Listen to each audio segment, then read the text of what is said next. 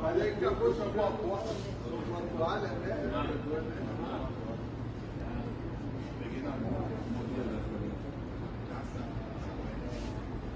Mas sabe o que tem aqui? Ele deve ter vindo, bateu em algum ferro ali naquela descida e ele acabou se machucando, né?